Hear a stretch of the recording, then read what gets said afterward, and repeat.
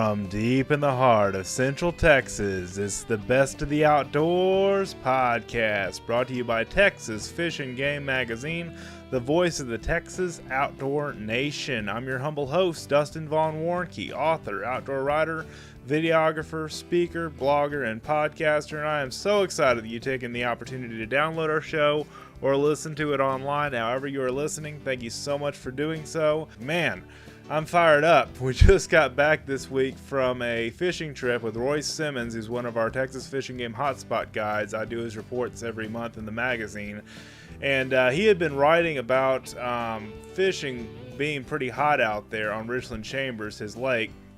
And I really wanted to go check it out, and my father-in-law back in February booked a trip knowing that the action was going to be pretty hot this time of year, and this is the week, the first full week of June, that my son Jackson, who's 7 years old, is out of school all week. And so we decided to make a trek there on Monday of this week, and then I'm releasing the show, and had an absolute blast. Caught our limit by 10 a.m. Gone Fishing Guide Service is Royce and Adam Simmons' guide service business, and they have a very good business on Lake Richland Chambers, and we just slayed the white bass and the hybrids. Water was boiling all around us with the white bass and the hybrids attacking the shad, and they're boiling on the top of the water. If you've never seen that, it is a sight to behold. It is absolutely awesome, and really had a good time fishing with him. He did great with my son Jackson, helping him cast out some of the bait casters and some of the bigger rod and reel rigs that he had out there for us to use, and we didn't even slab off the bottom. We caught all of our fish off top water. Not off topwater lures, but of retrieving slabs and jigs, kind of in a rig scenario, back to the boat, and had an absolute blast out there. He cleaned all our fish, Royce did, and just was a great guide. So I really enjoyed having time with him, and time with my son, and time with my father-in-law, Joe, in the outdoors, and this could not be a better start to the week. So I'm really fired up, and I hope you're fired up about the outdoors. This week I have Chester Moore Jr. on the podcast as our guest, and I talked about him in the last show. Really excited to have him on the show because I've been on his radio show before. He's been on our podcast before here at the Best of the Outdoors, and really enjoyed having him on this week because he has got some great talk about conservation and great points about getting kids involved in the outdoors, about conservation issues in the Gulf of Mexico, and the variety of species you may not have thought about or heard about being in the Gulf of Mexico before. Chester's going to shed a lot of light on that as well. So before I get too deep into the podcast, please be sure to subscribe to our show. Please be sure to check out our newsletters. They come out 3 times a week: Tactical Tuesday, Wildlife Wednesday, and the Texas State of the Outdoor Nation newsletter, which comes out every Thursday. And so that's the kind of the middle part of the week. Tuesday, Wednesday, Thursday, you get a lot of content. It's kind of like getting a mini magazine. A lot of blog posts for you to read in there, and just a lot of fun to be had in that regard. So anyway, check out those newsletters. Also, if you've not done so, please subscribe to the podcast and give us a 5-star rating if you like what you hear. That helps our iTunes audience big time to be able to find us, and helps us get some more exposure, and we really appreciate adding new Texas listeners and listeners really all over the world to this show, and that would mean the world to me. So if you go on iTunes and give us a 5-star rating and review, I would greatly appreciate that. That will help the show grow in new ways. Okay. Now, before we start this interview, I want to apologize. Last podcast, I had some pretty, annoying sound effects, as I call them, in the kind of metered static in the podcast recording of the phone call, because I had to use an app that's almost obsolete now in recording the phone call. This week, there's a little bit of a popping noise in our phone call, but I've got my new adapter for recording phone calls that I plug into the iPhone, and record calls that way. But I do apologize. There's a little bit of static, or not really static, more like poppy noise, but you can still hear us both fine. So I decided to run with it again. I didn't want to stop our recording to redo the call. So apologize for that, but it's just mildly annoying. You can still hear everything that we're both saying, and I think you'll enjoy the show. Here we go. All right, so joining me on the phone today is Chester Moore from Texas Fish and Game. How are you doing today, Chester? I'm doing good, man. Just it's rainy outside and stormy. I was actually going to be out shark fishing today, but chose to work on some Texas Fish and Game stuff and some wildlife conservation things, and also hang out with my daughter a little bit, keeping the priorities right around here. Absolutely. That's awesome. So the Gulf of Mexico obviously is diverse. There's a lot of different species that live in the Gulf, and it's huge, obviously too. What are your thoughts of conservation topics around the Gulf? Well, the Gulf of Mexico doesn't get the play it should in the national media. I mean, if you watch Nat Geo, if you watch Animal Planet, you watch any of these programs, other than maybe the BP oil spill and its fallout, you don't really see anything about the Gulf. It's always the North Atlantic. It's always the Indian Ocean, the Pacific, maybe the Atlantic. Nothing on the Gulf. A lot on the Caribbean, nothing on the Gulf. So I thought that, I've always lived on the Gulf Coast. I've always been fascinated by the creatures of the Gulf Coast. And there are a lot of very specific things that need conservation awareness. So this summer, I have launched a program called Wild Gulf. It's taking my work with children in our Kingdom Zoo ministry, our Kids in Our Wild Wishes program, where we grant exotic animal encounters for kids who have a terminal illness or loss of parent or sibling, as well as other kids we're mentoring, partnering with what I'm doing with my Wildlife Journalist Project and Texas Fish and Game to raise awareness to key things about wildlife in the Gulf of Mexico. And in the current June issue, what I want to do is kind of launch a few things. The very first day of the kickoff, June 1st, that'll make people go, wow, I didn't know we had that in the Gulf of Mexico.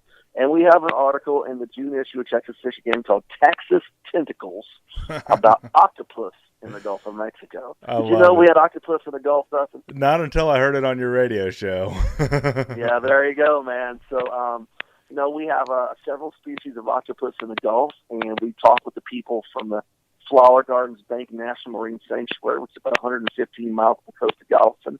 It's the world's northernmost coral reef. And we talked about the wonderful, diverse octopus species. We have some photos of some there. Also talked with fishermen who've actually caught some octopus. And if you read the story in the June issue, you'll see the killer way it starts off with a guy catching what he thinks is a mayonnaise jar offshore. Turns out to be an octopus. You got to read this. I've read it. I've read that part of it. I just read the beginning of it. I haven't read the whole article, but I love the way you opened it. That's great. It's pretty funny. But, let people know, wow, there's that kind of stuff in the Gulf. I think the hook and bullet crowd of fishermen tend to think of the Gulf as pretty much being red snapper, maybe mahi-mahi sharks, and then the inland redfish specks and flounder. And I think the general, maybe wildlife-loving public may look at it for Atlantic bottlenose dolphins or something. But we don't realize there's an incredible amount of diversity, and we need to do our best to keep the Gulf waters clean. We need to make sure we're doing the right things for our wildlife habitat, not only in the Gulf, but in the bays and estuaries that feed them. And that's what Wild Gulf is all about. That's what we do at Texas Fish and Game, is lead in all aspects of wildlife conservation and coming into the state of Texas out to the Gulf of Mexico. That's incredible. And one of the features that you did, I believe, in the May issue, or it could have been, I think it was the May issue, is Guy Harvey, who you and I both met at the Bassmaster Classic this year. You want to talk a little bit about that? Yeah, absolutely incredible. Dr. Guy Harvey, if you've ever seen the awesome shirts that people wear with marlins and sea turtles and redfish and sharks, probably a Guy Harvey art. He is the world's top premier marine art creator in the world, and he has this incredible brand. He also has a Guy Harvey Ocean Foundation for Conservation. He's like the modern Jacques Cousteau. We got to meet him. And I did an article in the May issue of Texas Fish and Game about the oceanic white-tip shark. They did a lot of research on that. You can actually download his documentary on it. He did on iTunes. It's a really interesting documentary. Whoa. And in 1969, there was a consortium of scientists, and they said that the world's most populous large animal on the planet, of all the fauna on the planet, over 100 pounds, was the oceanic white-tip shark. Extremely abundant in the ocean, in the open ocean. That included the Gulf of Mexico. Since that time, the oceanic white-tip shark has decreased 99% in the Gulf of Mexico. A 99% fall, to such an extent. I've been fishing the Gulf heavily for 25 years. I have never seen an oceanic white-tip. I've never seen a photo come through Texas Fish and Game with someone who caught one. I've never known anyone who's actually seen an oceanic white-tip out there. They have been obliterated by the longline fishery, targeting for their large fins out in that open water. So we're trying to raise awareness of that. Dr. Harvey's doing some research on tagging in the Caribbean, where there's still a remnant population of those. And it was really interesting to look at that because sharks are vital to the ocean. They have a cleanup system of the ocean. But dear Lord, we put all this stuff out there for a reason. Sharks are the apex predator, and you can't take the apex predators out without screwing the system up. Exactly. You need those apex predators, just like you do on land with four-legged species. You need those apex predators to keep everything in check. Would you agree? I agree, and it's interesting. We did an article, I think about 2 years ago, I did about coyotes and deer management, and there's actually a couple of studies out there that said for people who aren't managing deer behind high fences on fairly large tracts of open land, the best thing to do with your coyote population is leave them, so they'll manage your deer for you. And I thought that was awesome because it flies in the face of what we hear all the time. Yes. But it's scientifically proven. There's a reason they're out there. We'll gripe about deer populations, and we'll wipe out every coyote that was out there, right? Now, I know coyotes obviously cause a lot of problems for people who have deer ranches and things like livestock, and there's certainly control and balance. But the point is, going back to whether it's a four-legged predator or one with fins, is there's a purpose for it and a niche it fills in nature. Right. Exactly. And I mean, that's one thing about God's creation. You and I have talked about this off air before, is that everything has a purpose, doesn't it, Chester? It really does, and the purpose could be to keep a certain other species in check. Yes. The purpose could be to stop the spread of diseases by killing sick and wounded animals, from carcasses laying around and stuff like that. There's always something interesting. And I tell you what, to me, another purpose of these creatures in the Gulf is to inspire people to go out and study and learn, and maybe fish or dive or whatever the use they have. And the Gulf is just rich in incredible biodiversity that no one's talking about except us. Right. Isn't that funny? But we're making a big deal out of it with the magazine, with the podcast, with, all fronts kind of, right? Yeah, and you can check out me at the Wildlife Journalist blog, wildlifejournalist.com, the Wildlife Journalist on Facebook, and you'll see all the in-depth, meaty stuff will be at Texas Fishing Game this summer. No, that's great. And I've checked out your website a few times now. I've got to remind the audience, we have a Tactical Tuesday newsletter, a Wildlife Wednesday newsletter, which is Chester's content, and then we have the big Thursday State of the Texas Outdoor Nation newsletter. And the Wednesday newsletter is of special interest to me because of the diversity of things that you talk about on your wildlife blog. Well, I'm the guy who goes out in the field, whether I've been hunting or fishing. I'm just as fascinated with the ringtail that I saw crawl out of a hole in an oak tree and watch me for an hour before dark one night in Menard County as I was the buck I shot that evening. Yes. It's part of being out there and being part of nature. I was the guy who saw Jaws and wanted to go in the water. I was that kid. My dad talked about 1975. Jaws comes out. He was fishing the surf at McFadden and Padre Island, all these areas, and they would wade up to their neck and cast as far as they could, right? Right. He said Jaws comes out, they're wading to their knees. It was a different scenario. People didn't think about sharks before Jaws came out that much. And now it's something omnipresent, but I'm going to share something really cool. Did you know there are great whites in the Gulf of Mexico? And not only great whites in the Gulf, an increasing number of them. Wow. That is really cool. I mean, I had an inkling that they were there, but not in the, not enough to take enough notice to really read and study about them like what you're doing. Well, I'm not a jealous man. I have no jealous thoughts in my body. There's one guy on the planet I'm jealous of right now. It's a cat that last February of 16, actually, but it's about almost a year and a half ago, caught the first ever known great white from the surf. Oh, my gosh, in the surf. 12.5-foot great white in Panama City, Florida, and Gulf of Mexico.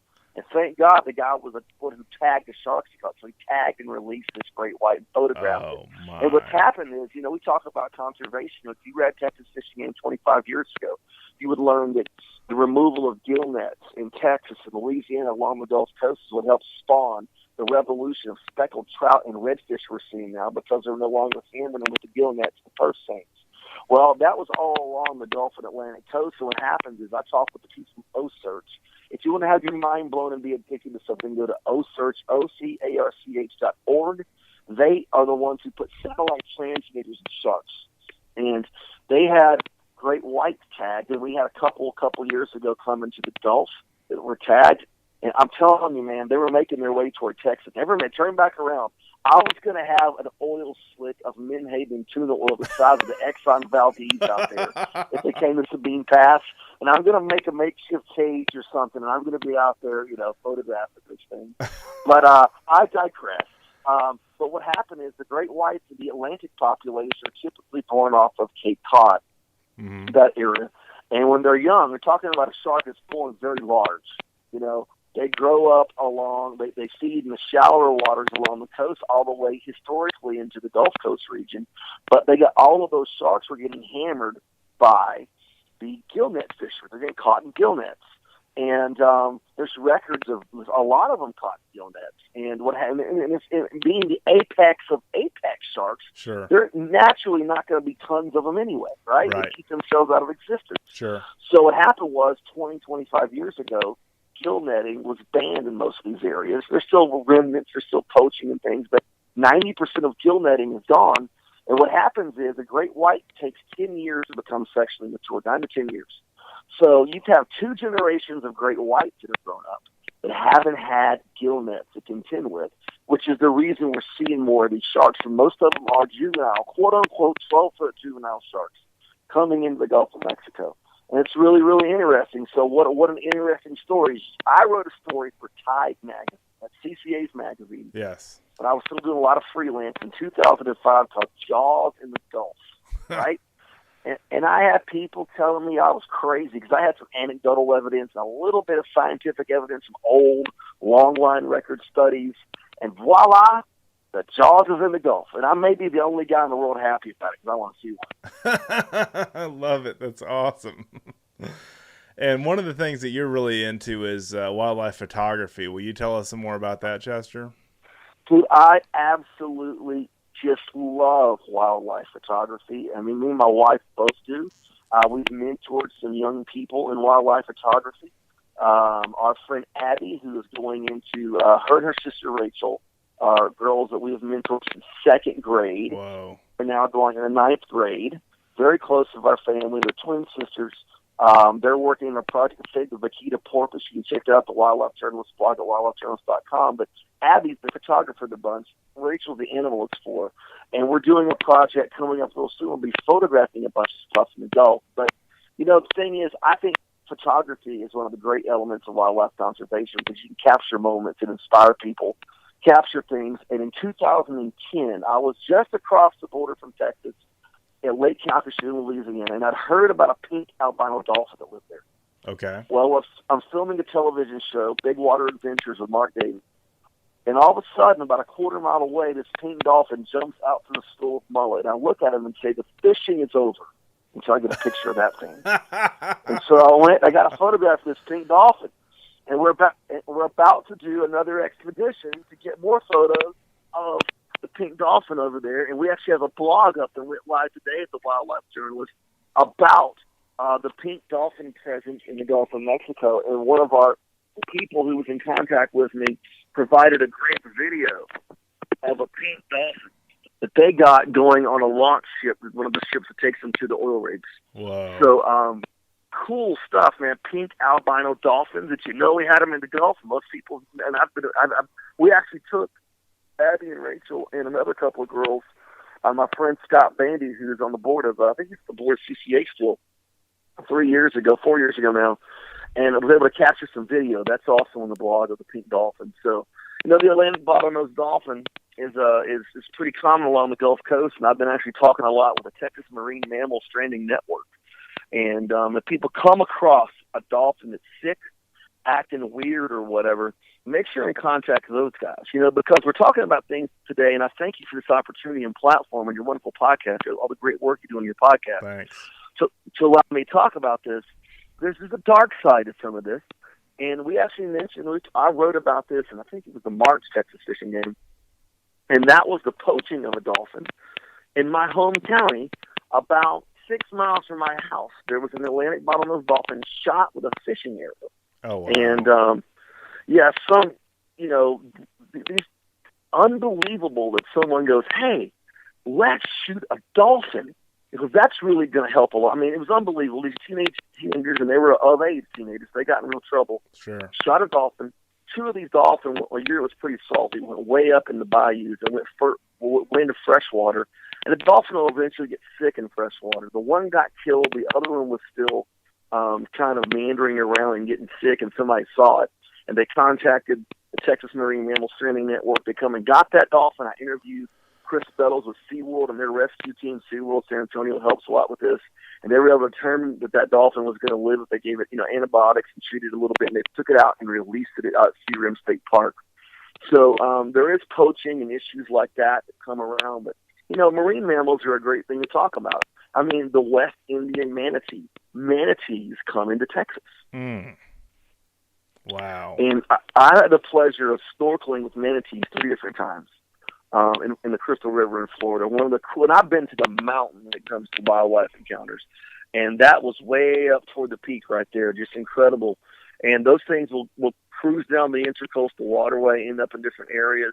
Captain Eddie Hernandez, who writes our Hotspot book for Sabine Lake, called me on my radio program 2 summers ago and said, dude, we were just looking at a manatee at the Sabine Jetties. And I thought that was so cool. I love those kind of live reports. But the SeaWorld Rescue Team and the Texas Marine Mammal Stranding Network removed one a couple of years back from an outfall canal at a plant in Trinity Bay. So people might think there's some giant blob-like creature out there. That's a manatee, and that's part of the wildlife that we have here in the Gulf of Mexico. Going to fish in Port Mansfield. A lot of seagrass flats down there. They love to eat seagrass. There are actually manatee warning signs in the harbor there because they have been seen in there a few times. So what we're trying to do is all in the July issue. Don't miss it. It's all about marine mammals in the Gulf. And we're trying to make people appreciate this. If people think, wow, there are manatees here, there are octopus here, there are all these incredible animals, they may be more inspired to help causes. Because Texas Fishing Game partners a lot with CCA. Yes, it does. CCA's done a lot of great work for sports fish, but they're doing some wonderful things now for habitat. Right. We have an article coming in August about the incredible work they're doing for oysters.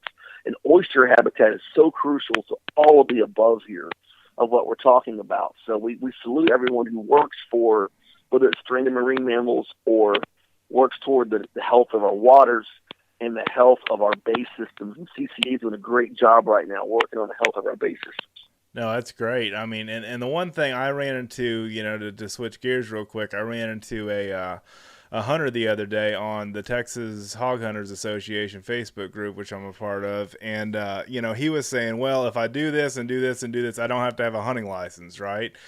And there are a bunch of people that kind of jumped on the bandwagon and just kind of dogpiled on them and said, hey, that's not, but I said, listen, that is supporting conservation every time you buy one of those licenses. I mean, am I right? Yeah, what happens is there's a Pittman-Robertson Act, right? And there's another one as well. And these acts would take excise taxes from sporting goods, and put toward conservation, paying for game warden fees, refuges, management. Our own state of Texas, you take this money, that's what pays for your state game wardens, yes. A lot of your research, all of these things, and that goes to conservation. I mean, of course, people say, well, not all of it does. Well, that's the reality of humanity. But the fact is, if you look in North America, if you look at the United States of America in particular, and you compare the amount of species that we still have here and the quality of habitat to anywhere in the world, yes, we win. And a lot of that is because of hunter and fisherman dollars and excise taxes and things like that. To me, the challenge is this. We have come to a place because of politics, and we've come to believe there are actually two sides out there, yes. which is a joke. Right. All right. At the national scene, it's basically one group of people that really call the shots, right? But I digress. I could go on a whole show about that. No, you could. But what happens here is people think, well, I can't support this group because, who wants clean water because that's environmentalism, and I am a conservationist who fishes or a conservationist who hunts or whatever. And I say that is idiotic. And the reason it's idiotic because there is nothing that's green or environmental wacko about wanting to have water that doesn't cause cancer. Right. Exactly. I mean, we want to have clean water. Now, we don't support groups that support animal rights and want to restrict everything from pet ownership to killing feral hogs, right? That is not good conservation. But, man, groups like the Nature Conservancy are doing incredible jobs. I was just on a piece of property of 2,200 acres refuge in Texas City where everything else is turned into industry. Mm-hmm. They preserve this incredible piece of land. Right. So I think we have to realize that, hey, clean water, clean air, abundant species is an American thing that we want. We as Americans, if you just polled people and took the politics away from it, right. Do you want clean air? Yes. Do you want clean water? Yes. Do you want abundant wildlife? I think everyone would agree on that. Yes. And so I think we got to find ways, and we have the opportunity to do these. Because I have such a voice beyond just hook and bullet. I've got the whole gamut out there in a lot of different ways through radio and internet and everything else to say, hey, look, the hunting side's done an amazing job on conservation. The other side's done an amazing job on maybe some land conservation and some other stuff like this. Let's use whatever money, resources, talent that we have to make sure that all of our wildlife, and I've even written this in the magazine before. I got a novel concept of what to do with some of this money. Now I know they're probably not going to listen to Chester here, but if they are listening, powers to be. We're listening. All right, here.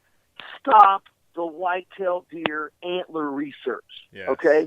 Who freaking cares? We got it taken care of. I saw a deer on a private ranch that was raised at a 400 Boone and Crockett rack. Oh I mean, gosh. They won't be able to carry their heads around if it gets any bigger.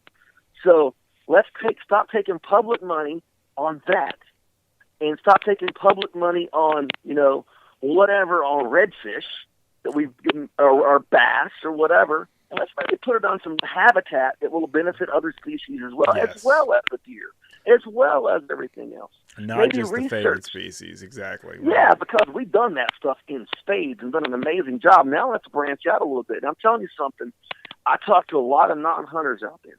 And if the hunting community were to do something that would greatly impact the PR of the hunting community to the non-hunters, I'm not talking about anti-hunters, I'm talking about people who are on the fence. Yes. They would take some of this money and help species that we don't shoot. Right. Right? Right. And endangered species, and it would do incredible work. Now, the thing is, all of those species are benefiting from land purchases and all that from hunting dollar stamps, Ducks Unlimited and Delta. I mean, Rocky Mountain Elk.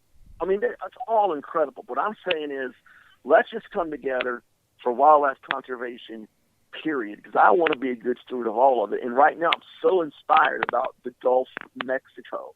You know, really, Dustin, what got me on the Gulf of Mexico What's thing was that? a video I saw about 3 years ago. And, of course, I've written literally hundreds of published articles on the Gulf of Mexico over the years. But I saw a video of some fishermen who were on one of these really distant oil rigs that are way out in the Gulf. Yes. Got a pod of orcas, a pod of killer whales in the Gulf. Oh, my gosh. And I'm like, dude, that's like the most awesome. That's the second person I'm jealous of, by the way. The guy got the orcas on video in the Gulf. But, and I thought, wow, orcas in the Gulf. Yes. Amazing. Incredible. What diversity we have, because here's the thing. We've got to inspire young people to trade in their Xbox for the tackle box. Yes. Yes, we do. We've got to inspire young people to take what they're seeing on the electronic devices and go apply it to real life. And that is, I work with young people. My wife and I, our life is dedicated to Christ, kids, and wildlife. That's our entire life right there. And we work with kids every day at some level. And it's hard to get people because there's so much stimuli electronically, like things you can get into and do, right? Yes. And right. Fun games and all this kind of stuff and Snapchat or whatever we're doing out there. Right. But the fact is, we've got to turn some of these people into the conservationists of the next generation. And I think if we can target them with the wildlife part and let them know all this stuff's out there, it may be the bridge that we can build to the next generation. Yes. And I think it's important. We have to look way out in the future. And I support Rory Neves and Arya Neves, the Texas Fish and Game, and the owners for being people who are allowing us to have these forward-thinking articles and things that we're doing in podcasts and all these things to reach that next generation. Absolutely. And I mean, I've talked about that many times on the show before, Chester, is the, kids that hunt and fish don't steal and deal. And, that the next generation is the future of this sport of hunting and fishing and outdoor pursuits. I mean, and to your point about, conservationists, one side versus the other, and us uniting together, a lot of anti-hunters and anti-fisher people are kind of preservationists, not conservationists. Does that make sense? Yeah, there has been that term thrown around a lot. There are people who just want to leave it there. Right. But the other side is we have plenty of idiots on our side, too. We got the people shooting dolphins with fishing arrows. Yes. And we have the guys who are out there poaching the bald eagles, and we have, we got that side of it, which gives us such a negative light. And the problem is on the animal rights side, you have, and I think we've done a poor job as an industry in educating the general public on the difference between preservation and conservation. I agree. And the thing is, I don't really care and it's going to sound crazy for a guy who works in the fishing industry. I don't really care if the kid gets initially in the hunting or fishing. If you can just get them outside at this point. Yes. And get them out in the wild with a camera. Take this really great iPhone adaptations with lenses and stuff. You can use take incredible iPhone photos, right? Yes. Get them doing that stuff, and then maybe they'll get hooked on fishing or whatever else it is. We've gotten so far that we just have to get the kids outside, period. Exactly. And to your point, I just took my son, who's almost going to be 8 here pretty soon in a couple of months, but he's finishing up 2nd grade. And I took him fishing Sunday and Monday of the Memorial Day weekend holiday. And we caught, I think I told you this off air. We caught about 11 panfish, perch, sunfish, bluegill, whatever you want to call them, brim, at a little local park. And then we went to another park the next day, and we didn't catch the same amount of fish. We got some bites but no connections. And he was like, "Man, this is hot and this is everything." I said, "Son, this is fishing. This is life. This is the outdoors. This is what I want you to. There you go. I just want you to embrace this, because it's not all about the catching. It's about the communion with nature, And I think that and communicate, communion with God and Jesus and all the different, parts that come with nature, what nature offers, it's natural, it's not artificially programmed in some digital package, it's just there for us to enjoy. Well, I salute you for being a father, caring about his son, taking about nature. Thank you. That's a wonderful thing, because I had that dad. My dad's no longer with me. My dad died on a deer hunting trip with me. Had a major heart attack. Clean, the second biggest buck he shot of his life. And, I'll never forget when we were able to process that deer, eat that deer. It was like spending time with Dad again, right? Because we took what we hunt. My family didn't hunt because of trophies. We hunted because we like to eat venison. Yes. We like to eat fish. And we had a wonderful time doing it, right? Don't get me wrong. Sure. But my dad had a very tender heart toward nature. My dad, when that last hunt he went on, the ranch was like, you see javelina out there, you can shoot one and put them on the stand. He's already shot a deer. And Dad didn't shoot the javelina. He saw a bunch of them. He watched it with the scope. Said, I have nothing against the javelina. Right? He didn't want to clean the stinky thing anyway, right? Right. And he says, I'm going to get a picture for my son and for the kids he works with. And they all ran off and got the cameras. They stood for the rifle, ran for the camera. And then the one javelina comes out by itself. He snaps a photo of that javelina. Uh-huh. Well, he tells me about this a few minutes before he passed away. And then I'm driving out that ranch, 10 o'clock at night. I have to drive 7 hours home. My mom and them already knew what happened. And I'm like, man, I just lost my outdoors partner. Sure. I said, God, show me a sign that it's going to be okay. Yeah. So I drive out the ranch gate, and I pull out the ranch, and a lone javelina steps in the road in front of me and won't move. Yeah. That's deep. But I had a dad that had an impact. And he was someone who believed in conservation.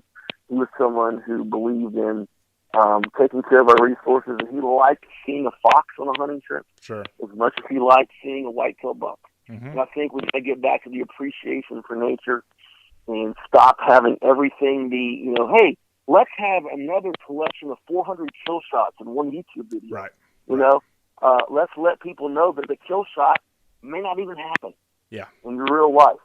But you may be able to experience something that changes your life. Or if you're fishing, as we've been talking about the Gulf of Mexico, man, you may not get that big, giant bull dolphin, mahi. I better say, because we're talking about marine mammals. We're not talking about flippers. We're talking about mahi, dorado. Right. One of the tastiest things the Lord ever created, by the way. And you may miss that big fish. You may not hook up with that marlin or whatever it is. Or you got your little pathetic 3-day snapper season that's opening. You might get your window to go catch snapper in your 3-day season, right? That's right. But you can be out in the open waters of the Gulf. You can see Atlantic bottlenose dolphins. Man, you may throw your cast net in the bay and catch a little jellyfish or something you can show your kids. It's always an opportunity to experience greatness when you go out beyond the pavement. You go out into the wild, and you embrace those things. Henry David Thoreau, the great naturalist, said, wildness is the preservation of the world. And I couldn't agree more. Oh, I agree 100% with you. And you and I talked off air quite a bit about, getting your kids easy wins. There's an article coming out in the August issue about kayaking for kids, or kayaking with kids. And I basically talked about easy wins and having, just fun out there and not making it about the biggest or the best or the largest or whatever, situation. One of the most memorable experiences I had with my son recently was having, reeling in a bluegill. This is back last September, and we had a bass come up and just grab it out of the air as we have it, transferred between water and land, and just ran off with it. See, that's better than any catch. Yes. You'll never forget that. That's what I'm saying. Saw predator and prey, man. We about both had a heart attack. But yeah, you're right. It taught the predator and prey. And that's what I try to teach him about animals. God designed different animals with our eyes, to see far forward. We're predators. If we have eyes peripherally on the sides of our heads, we're prey. It's by design that way. And that's vitally important, I think. Absolutely, man. That's a great lesson. That kid will never get that, man. No. I'm always a guy jealous of the guy that goes fishing and the giant tiger shark eats his mahi. I would share my mahi if I could get a video of that. That's right. That's right. You share some of the fish, right? I'd share some of that fish to get the video, the photos of that. I'd be like, somebody hold the rod. I gotta get pictures. Yeah, that's right. It's an incredible experience, and you can't get that in the house. No. We're talking about the wild Gulf. And you can read these articles for June, July, August, Texas Fishing Game. The current one's called Texas Tentacles, about octopus in the Gulf. You can read my blog at wildlifejournalist.com. Check us out at Wildlife Journalist on Facebook. And when you get that Wildlife Wednesday newsletter, pretty much every week, we're going to have a Gulf of Mexico story in that Texas Fishing Game. So sign up for the Texas Fishing Game newsletter. We're expanding the view of the Gulf of Mexico. We're saluting what groups like CCA are doing. And we're trying to give people a look beneath the surface. Yes. The day that I look at the open waters of the Gulf and don't wonder what's under there, I'm going to quit what I'm doing because I won't be good at it. But the truth is, I'll never not be curious because I'm just that way. I mean, I'm a wildlife journalist. That's what I do. My whole career, I've been curious about what's in the woodlot down the street. And I'm certainly curious about, there's a certain spot, Sabine J's I've fished 200 times, and I just want to know what's at the bottom of that rock pile. And that's what I honor about you, Chester. And I try to find something I honor about each guest on this podcast. But because you have that curiosity, and one of the articles or one of the columns that I saw you wrote a couple of months, it's been a few months ago now, was called "What's Out There." And I think that was in a fall issue. And I really connected with you on that article because I was like, man, that's what we're really after out there, isn't it? Yeah, man, when you're out there and you're in the duck blinds and you see something flying in, you're like, what is that? Does it look like a blue wing? It's a cinnamon teal, Or, you think you hooked up with the redfish, ends up being a big jack. Right. Or, whatever's going on out there. Maybe you tied up to that rig and you're sliding back in your rig hook and you got the current, you put your chum back over, and you think, we're probably going to catch some kingfish today, and a 12-foot mako shark comes up, right? Mm-hmm. Yep. That's the cool stuff. Yes. What's out there, that's what we're trying to teach you with all these things. And we're going to be out there shooting lots of photos, lots of videos, some mind-boggling stuff. And the journey has just begun beneath the wild Gulf. That's awesome. Well, anything else to add, Chester? Nah, man, just thank you, and thanks to everyone who listens to Dustin's podcast here at fishgame.com and to read Texas Fishing Game, whether it be fishgame.com or the magazine. We're happy to be out here doing this. And if you have an interesting story to relay or an interesting photo or video we can put in this series to raise awareness, we want you to help raise awareness. So you can email me, Seymour@fishgame.com. If you can't remember that one, here's an easy one, Chester@kingdomzoo.com. That gets to me too. And we'll put that stuff out there. We'll put it on social media. We'll put it out there in the blog at Texas Fish and Game, and we'll share this stuff. We want you to be part of all this because you can help raise awareness, and you might be the one that inspires the next Jacques Cousteau. You never know. Yes, the next generation. That's what it's all about. That's it. Absolutely. And there he goes, ladies and gentlemen, Mr. Chester Moore from Texas Fish and Game, our editor-in-chief, as well as our editor on fishgame.com, and many other hats that he wears in the outdoor industry, kind of like me. He's got a lot of stuff going on with the things that he does. He runs a ministry called Wild Wishes, and or Kingdom Zoo, rather, is his ministry name. And Wild Wishes is one of the programs that he has for kids that have kind of a wild wish to see something great in the outdoors or do something great in the outdoors. And just a great heart on that guy. I mean, just awesome. I just love working with him.